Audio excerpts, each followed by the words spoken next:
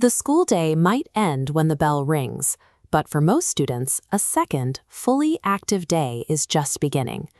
As they walk out of the classroom, they immediately transition into their digital worlds.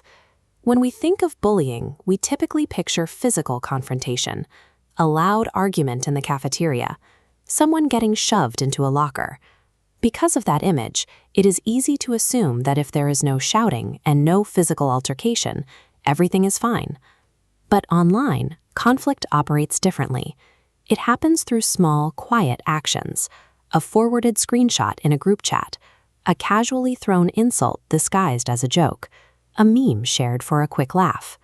By dismissing these interactions as harmless everyday behavior, we create a massive blind spot. Severe emotional damage can take place in plain sight, operating entirely unnoticed by teachers, parents, and even the students participating in it. A significant portion of digital life happens in the public sphere, across social media feeds, open comment sections, and massive group threads. In these spaces, the comment section itself often becomes a weapon. A single negative remark under a classmate's post can quickly snowball into a coordinated pile-on. Sometimes the attack takes the form of content creation, taking an ordinary, everyday photo of a peer and digitally manipulating it into an exaggerated meme turns a real person into a punchline for public consumption. Once a false story or piece of targeted gossip hits a public feed, it spreads across the entire school network in minutes. What drives this rapid spread is the audience. When peers see these posts, many laugh along or hit share without a second thought. That participation signals approval, normalizing the harassment. Humiliation in the public sphere is a shared event. It is permanently recorded, searchable on timelines, and broadcasted to everyone the target knows, compounding the emotional toll. Severe damage happens out of sight. Beneath the public feed lies a hidden web of direct messages. A private confession can be instantly forwarded to dozens to shame the sender.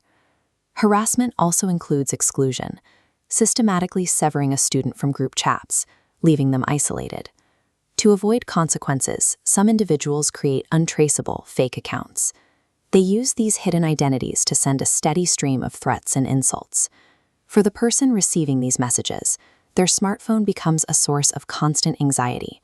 The harassment follows them from the classroom directly into their bedroom, offering no safe haven. This unseen barrage traps the target in a silent struggle.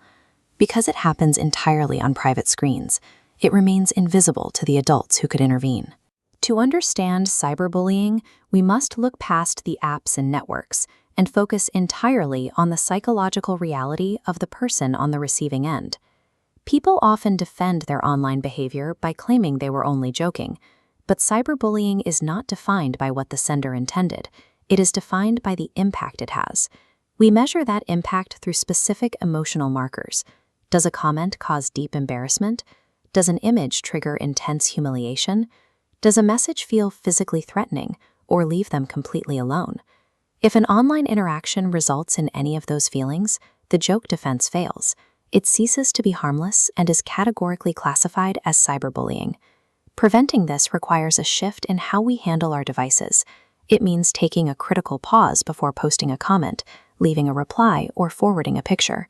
It also requires bystanders to take responsibility. Breaking the cycle happens when you actively refuse to share harmful content, speak up when a classmate is targeted, and reach out to offer them support. Building a safe digital environment is about creating a conscious, daily habit. It means stopping to ask yourself one simple question before you click. Will this help someone or hurt someone?